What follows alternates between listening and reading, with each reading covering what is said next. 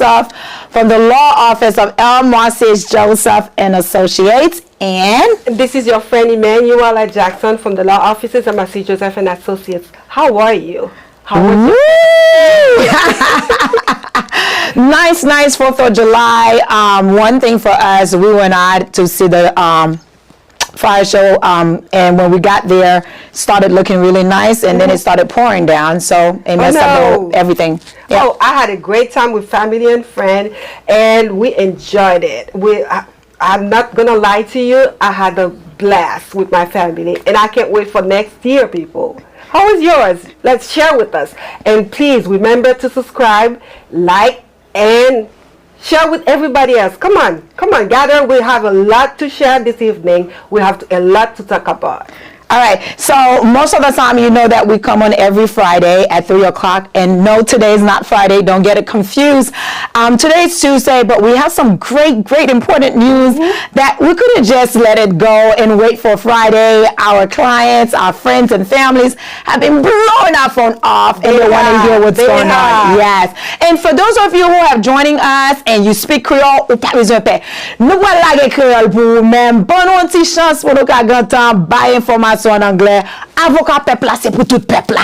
Bonne petite chance pour anglais. Après ça nous pourra la gueule en créole, pas vrai? Yes, we will. Oh, so, partager, les amis on go communiquer sous affaire TPS, nous pourra parler là. So, okay. Back in English. So tell me, Lana, what's going on with TPS? What is it? Okay, so you know TPS, for some of you, that's probably your first time you're listening to us, and you want to know what exactly is TPS. TPS is a temporary protected status, and this is a status that is given to countries, some of the countries, that where they protect the person from getting deported. So if you are a TPS recipient, they cannot deport you back home. It also allows you to work and stay here in the country legally. There are some countries who has this, like for example, Cameroon, Honduras? Yes, Honduras has that. Haiti, Sudan. Nepal? Yes, Venezuela. And then, you know, we have the Afghanistan. The Syrians. Turkey? No, they probably be online, but. Okay. Yeah. Yeah, so we have Sudan is in there. Yes. So we have at least like 15 different countries who are part of this. And so the rule that comes down is that a lot of people have been calling like, so does that mean if I have TPS, I'm going to be able to get my adjustment of status here in the United States? Tell me, is it true? So there's some truth into it. Okay. Here's how it goes.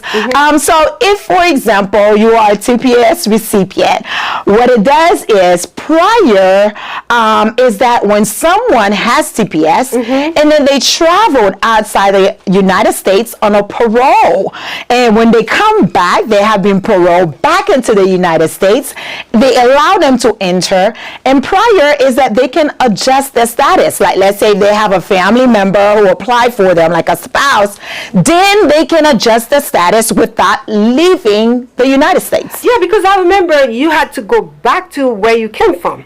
Right, like you have to travel outside. Yes. And so when you travel outside, then you come back in, a lot of people use that for a way to adjust the status. Yes. But there has been a change. So back in 2020, President Trump at that time, he decided that he was going to cut this. So if someone was a TPS recipient, they requested parole, they traveled outside of the United States, and they come back into the United States, they couldn't adjust their status. Oh, wow. Because what it says is, under the Trump administration, they said, if you came here illegal, and then you requested an advance parole, you travel outside the United States, you come back, you still have the same status that you had prior to TPS. Wow. So it did not change anything. And because of that, a lot of people were stuck.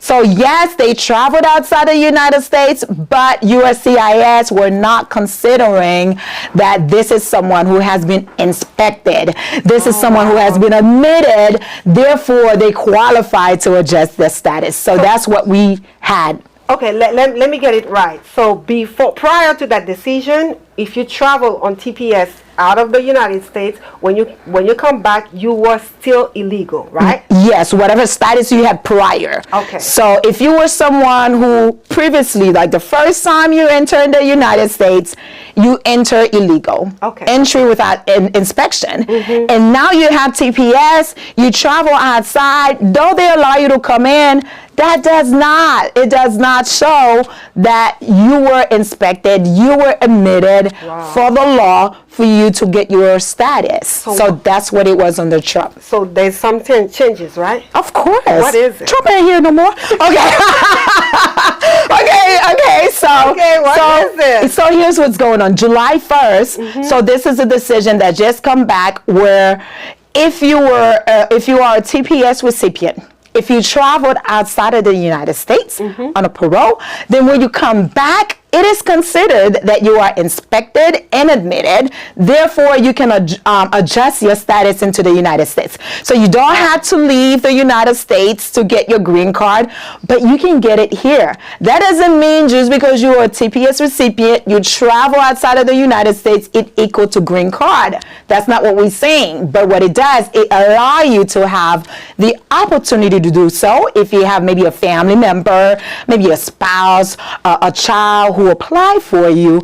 So based on that, that gives you that access to do so. I understand. This is great news. I understand. So let's share the good news with our Haitian community. How about that? Yes. So I know they can't wait. I know. So what we want is we want to make sure all our people, family, those who are listening, that you still want to make sure that you apply for your TPS. Yes. That if you are traveling outside of the United States, that you are traveling on a valid document. Definitely. Okay? Definitely. Your TPS cannot be expired. And they're going to have for all new TPS recipients right now, instead of applying for the advanced parole request with the form I-131, yes, USCIS is going to provide them something new with their TPS. Okay. It's not there yet, so don't just get up and travel outside of the United States. Yes, and just think because they have TPS, they can go ahead and travel. Yes, you want to make sure you have all your documents documented, valid, it's correct. So when you leave outside the United States, that you can also come back. And everything still applies, that if you are someone who has been, while you have TPS, you have been arrested, or there's probably a warrant after you, you will probably want to be careful that you probably don't have any business to travel outside the United States. All these things still applies. But if you are someone you're thinking about, should I take the trip, you better call us. Yes. 770-302-1485. Call our office. Let us take a look at it for you, and we want to make sure that you're going the right way. So this is the information, and remember, this is not just for few countries. There's so many countries. So if you know friends and family members from Cameroon, Honduras, Nepal, Venezuela, right, Haiti, Yemen. Listen, yes. Oh, okay. No, Turkey is not in there. So all of these countries. Because you have to remind me, Lana. So all of these countries, they are there. But if you're not sure who qualifies, call our office. Yes. And remember, take care of yourself. So now we're going to be switching in Creole. Remember, also, we're going to be sharing a lot of things. And we do have a new YouTube channel, which is Lana on the Law. So go on YouTube, Lana, Lana on the Law. And your girl, yes. Like el pese ti bouton, okay? M'a dit en créole même. How about the American? How they going to understand? I'm so sorry. I love you. Yes. I can't wait to share the news with you. Yeah, so remember, subscribe. So whenever we have something new that comes up, you'll be the first to get our notification. Okay. Call us 770-302-1485. So now we're going to be switching back in Creole for all of our friends who've been patiently waiting. Tout zami nou yo se avocat peuple la ou gen ensemble avec moi. Emmanuela Jackson, moi connais nous tout tap tan nouvelle ça, moi connais nous tout tap de relé avocat la na, relé texte moi tout week-end là, de nous avec nouvelle là. Okay, yeah, parce que pendant tout week-end là, moun yo pa kite m dormi. Moi nan barbecue yon téléphone nan men, moi m'a viré qui ça m'a viré burgers, the veggie burgers. Okay. So pendant moment ça, grand pile monde qui tende nouvelles qui parlait sous affaire TPS là et que yo demandé mes amis qui ça TPS là, nous tous connaissons TPS là pour le moment, mais yo besoin connaître comment ça affecte. Yes. Et m'a posé une question ça encore là, qui big gros nouvelle qui tombe dans TPS là qui fait que moun yo excité comme ça pour de qui ça a passé. Parlez-nous de ça qui a passé. OK. Nous connaissons, depuis nous avons une bonne nouvelle, nous ne pouvons pas cacher, nous ne pouvons pas nous-mêmes. Dans le moment ça, moi, besoin pour nous capables partager live ça, pour les amis nous qui sont capables de connaître, pour comprendre ce qui va passer. Et aussitôt, nous avons une nouvelle chaîne sur YouTube pour les amis nous. Si vous avez quelques amis qui disent, moi, même pas dans Facebook, eh bien, invitez-les dans social media, invitez-les dans YouTube. Les capables de joindre moi dans Lana on the Law. Lana est très facile. L-A-N-A. Très facile. Ou bien, si vous tapez avocat peuple, vous joindre moi. So, nous voulons avoir information sur ça. Remember, là, aller dans YouTube ou bien, vous avez besoin de like nous. Vous avez besoin pour capable subscribe. Vous avez besoin pour capable faire commentaire. C'est comme ça que nous connaissons ou apprécier information. You know, en pile fois, nous dit, mes amis, avocat peuple, et pas de bon travail ou faire, nous apprécier ni. Et mais si vous appréciez ni, montrez-nous l'amour. Yes. Ah. Like, OK. On l'a pour ça, votre like pour nous. Nous apprécions ça. Vous connaissez femme au cabré mais l'amour pile. Okay, so what's going on TPS, yes. Mais OK, so pour TPS là, c'est que on nouveau en loi qui descend. Qui ça lié? C'est que nous connaissons en avant, les TPS est tombé depuis en 2010, qu'on y a la moun yo te commencé à appliquer pour papier de voyage, et puis yo prend papier yo voyager, mon cher, gen moun qui te rentré première fois, qui te rentré dans bateau, qui te rentré moun même qu'on est dans pays, et bien ça TPS est vinn faire pour yo. TPS en vinn ba yo accès pour yo capable voyager quitter pays, là yo rentré encore, yo vinn jouer un bout qui maille avec yo, qui commence à appliquer pour yo même. Et puis, ça vient par accès pour joindre une résidence ici aux États-Unis. OK, mais qui différence ça? Ça arrive, les films mariés avec boubou de ça ou bien ça passe? So, problème qui vient gagner, c'est que Neg Trump ça, il était monté sous pouvoir, eh bien, il était commencé à craser un pile bagaille et Jean il a démantibilé l'immigration.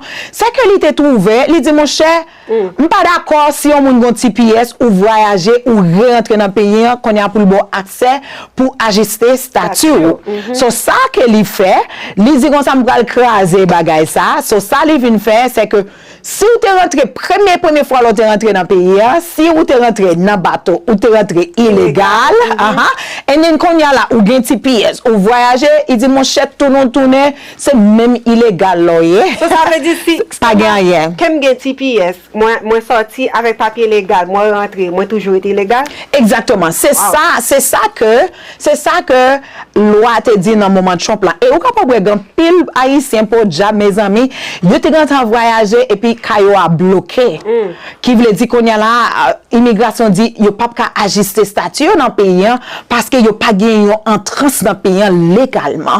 Et ça te bloqué en pile cas. Bon mon cher, bagay yo crasé, bénéfice yo lagué, so peuple là pour joindre bénéfice ça. So qui bénéfice lié? So pour tout le monde qui gagne TPS, c'est que yo voyager, yo quitté pays là yo retourner, li vinn mettre en ambassade yon statut côté que moun sa li inspecté, yo admis dans pays et à cause de ça, li bali accès s'il gagne yon mari, yon madame, yon petit qui appliqué pour lui, li capable pour résidence li dans pays aux États-Unis sans qu'elle pas besoin aller en Haïti ou bien l'autre côté. Qui te pose une question. So, ça veut dire si m'gè TPS, est-ce que moi ka juste décider avec approval TPS à voyager sans baguer voyage?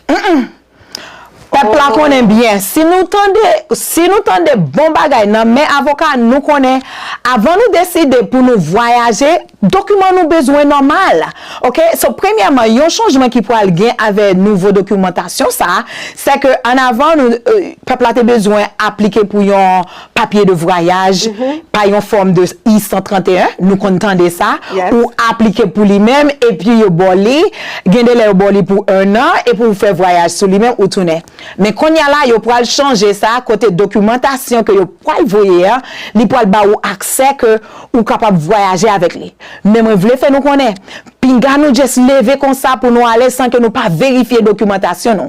Parce que ça qui vient gagner c'est que grand pile haïtien qui te gen TPS en avant qui pas gagner TPS, gen ça qui dans procès à captain TPS. OK, vous comprenez. Ce qui veut dire que nous tout qui en bas TPS là, gen 4 TPS nous espérer que vous même qui pas recevoir 4 là, là recevoir li la venir avec autorisation de voyage. Oui. Mais sous pas fin sûr, qui sont pas le faire? Ou lever aller, non mon cher, ou pas égaré. De m'après l'eau. Oui, ou après les, exactement. Ou après les avocats peuple là, dans 770 302 14 85 et puis n'a vérifié pour vous-même pour faire sur toute information ou ensemble avec les et ou à songer, il y a plusieurs monde qui gagne des affaires TPS. Est-ce que c'est seulement pour haïtiens, pas vrai? Non mon cher, ou gagne en pile l'autre pays. C'est pas seul haïtien qui gagne TPS. Me songe tout à l'heure, me te dit, on paye même pas répéter là encore pour pas dire. Non, on va dire. Non, OK, me connais Cameroun là-dedans, me connais Honduras là-dedans, me connais Népal là-dedans, qui ça encore? Gen Soudan, gen Venezuela, gen El Salvador, plein pays, Afghanistan, Ukraine, plein pays qui l'a donné. Ce qui veut dire, nous-mêmes, si que nous tendez, yon nan zami nou yo gen ti problème immigration, mon cher, pas battre tout problème, référez à office avocat peuple So, hold on, Lana. Ça veut dire que nouvelle loi qui vient, c'est pas seulement pour haïtiens, pas vrai? Non. C'est pour tout le monde qui gagne TPS. Tout le monde qui gagne TPS capable de bénéficier avec statut ça. So, moi qui appelle les amis qui peuvent demander m'konya là, déjà ouais a demander m'konnais. Bon monsieur, des amis qui peuvent dire avocat peuple là, moi t'es rentré dans mois juillet passé. OK, moi t'es rentré en bas pont. Yo mettez sous déportation. SMK appliqué. Moi j'ai TPS. Moi j'ai TPS. Est-ce que je suis capable de voyager et puis me prendre résidence dans le pays? Ton pour un moment. Bagay la pas vite comme ça. So, si vous même ou t'es rentré ici ou sous déportation, ou vinn gen TPS, oui, ou capable vérifier que document ou bien et puis ou capable faire voyage. Mais of course ou même qui peut-être qui applique pour asile ou pas égaré ou pas l'appliquer pour asile pour Haïti et pour Haïti.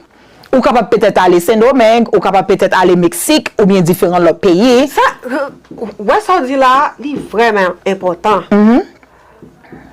Ou carré dire pour moi s'il vous plaît. So moun qui gagne qui sous déportation déjà qui déjà appliqué avec asile qui appliqué pour asile déjà so qu'on y a là si que vous même ou sous déportation ou appliqué pour asile et qu'on y a là ou gagne TPS ou voulez voyager pas fait égarer pour aller voyager retourner en Haïti parce que si retourner en Haïti c'est que ou doit montrer ou pas vraiment en raison pour peur pour retourner dans le pays. Est-ce que vous voyez? On va dire blanc. Peut-être attirer attention mounio pour nous tendre bien. OK? Précaution pas capon, faut nous tendre pour nous comprendre. Et si nous pas comprendre, relais nous dans bureau, nous avons un staff qui est bien entraîné et qui est bien formé qui a aidé nous répondre aux questions ou bien et comprendre ce qui a passé. So, c'est très important pour nous capables, nous-mêmes qui sommes déportation, même les que nous allons, nous voulons sortir pour nous aller en Haïti, ou bien, n'importe côté nous voulons sortir pour nous aller, si nous sommes déportation, et pour ou gagner TPS, nous encourager pour quelqu'un moun sa yo capable faire voyage. Mais sous bien avocat peuple là, on check avocat peuple là avant pour si qu'on là sous ka voyager, qui côté ka voyager. OK, pour pas mettre sop chaos. Et then l'offre fin fait voyage là, then ou retourner back dans pays ou gen un bon boubout que ou marié ensemble avec lui ou bien famille ou qui applique pour vous même, eh bien nous capable faire demande pour capable camper. Vous comprenez? Il pas juste ça juste comme ça. Ou y a camper. Faut nous demander alors sous déportation, faut nous demander tribunal là pour capable craser déportation, camper déportation, fermer déportation, ou comprenez esquiser déportation, de quoi pour bien accès pour capable faire ni. I mean, li vinn faire li un petit genre plus compliqué mais on pas un problème. Nous ka take ça pour nous gérer ça. Vous comprenez? Dans niveau ça là donc les balanti gens compliqué là, ça dit camper pour m'aider pour ralentir ce déportation camper déportation alors que TPS gain asile, t'as préféré payer avocat comme là. Oui, exactement. C'est ça fait l'important. Et moi, capable de dire, en pile client nous yo, là yo fait yo nous sous dossier yo, mon cher, yo pas un problème. Longtemps problème yo qu'on gagne c'est que yo pas joindre avocat peuple là, téléphone n'a pas marché. Pa gen sa. Téléphone nan marché qu'on y a. Téléphone nan marché qu'on y a là. So, relais 7703021485. Et nous gen numéro Indiana avec Orlando tout. Exactement. Et si vous pas joindre tout, nous avons un staff qui dans Messenger. Ou même cap garder nous qui dans Facebook, vont un petit message pour nous dans Messenger. Ou saisir ça, ou joindre un monde qui répond nous, ou joindre un monde qui ba ou information que vous besoin. Bon, mes amis, nous pas capable de rester pour toute journée, les arriver.